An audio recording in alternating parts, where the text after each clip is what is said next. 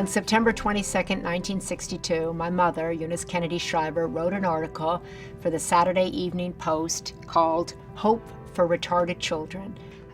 We don't use the word retarded anymore. If she were writing that today, she'd write "Hope for People with Intellectual Disabilities." Rosemary, named after her mother Rose, was born September 13th at home, a normal delivery. She was a beautiful child, resembling my mother in physical appearance. But early in life, Rosemary was different. She was slower to crawl, slower to walk and speak than her two bright brothers. My mother was told she would catch up later, but she never did.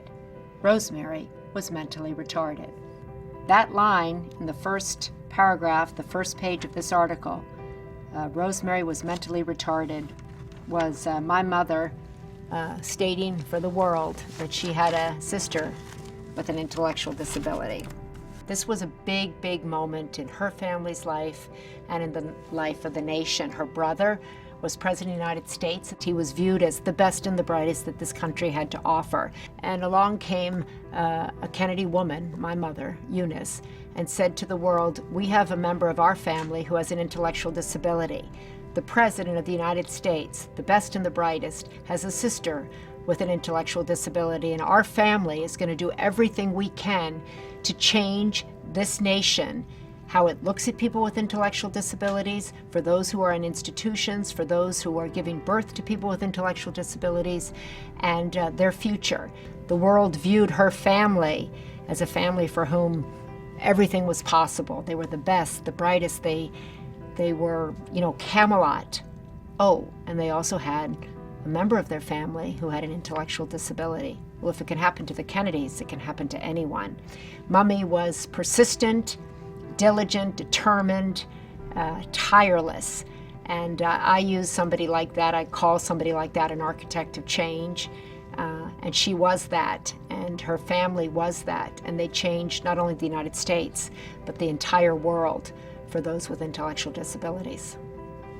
So I would ask you to walk out in your life and think about hope for someone who's different, hope for a person with intellectual disabilities, hope for yourself, hope for our nation, and to continue the hope that my mom fought for every day of her life.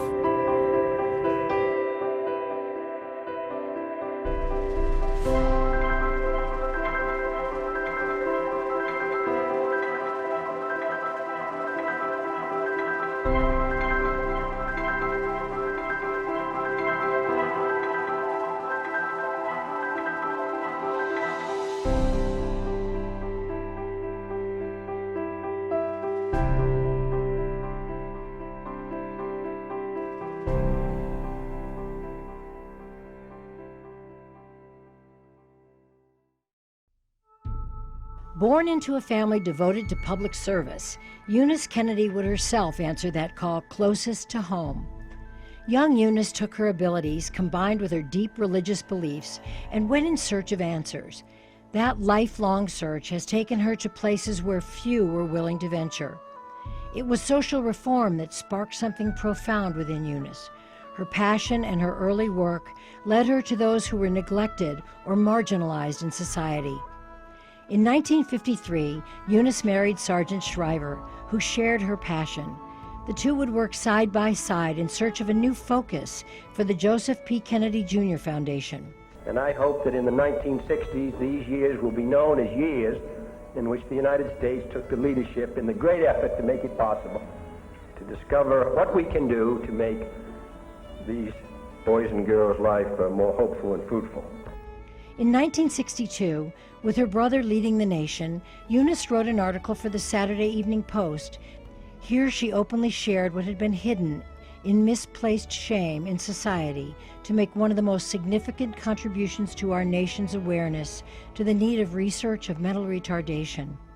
In personal and universal terms, it would tell thousands of families affected by intellectual disability that they were not alone and that above all, there was hope. But knowing that words alone would not change long-held attitudes about intellectual disability, Eunice would apply the love of sports embraced by her family to bring life to her vision at another level. With the loving support of her family, she would begin her life's work literally in her backyard. Affectionately dubbed Camp Shriver, Eunice didn't expect miracles at her camp, but miracles happened. Camp Shriver was a place where people with intellectual disability were not only encouraged, but more importantly challenged in what was the arena where the groundwork for her great gift to the world was born.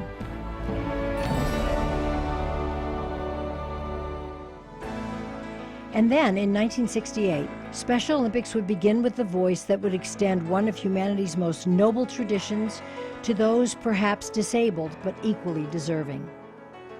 In ancient Rome, the gladiators went into the arena with these words on their lips: "Let me win, but if I cannot win, let me be brave in the attempt." The stands of Soldier Field may not have been filled that first year, but every athlete, official, coach, and volunteer had been profoundly touched.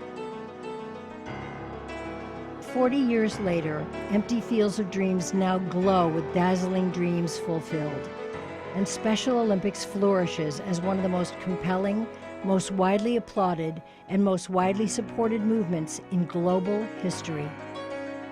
Today, Special Olympics has expanded into the farthest corners of the globe and offers over 2 million athletes in 169 countries an opportunity to enjoy the year-round benefits of sports training and competition through Special Olympics. You send a message to every village, every city, every nation. A message of hope, a message of victory. The right to play on any playing field, you have earned it. The right to study in any school, you have earned it. The right to hold a job, you have earned it. In support of this worldwide movement, Eunice has gained the attention of many of the great leaders, athletes, entertainers, celebrities of our era, who recognize that in giving of their time to help others, it has more often they themselves who reap the greatest rewards. Eunice has also established and supported many significant programs that contribute to the well-being of people with intellectual disability, like Community of Caring and Best Buddies, while continuing her efforts to lead Special Olympics to new heights. Her work has had dramatic effect in the transformation of attitudes and the removal of stereotypical negativity around the world, while improving health care to thousands of people and providing ongoing encouragement and hope to families who face the daily challenges of raising children with intellectual disability.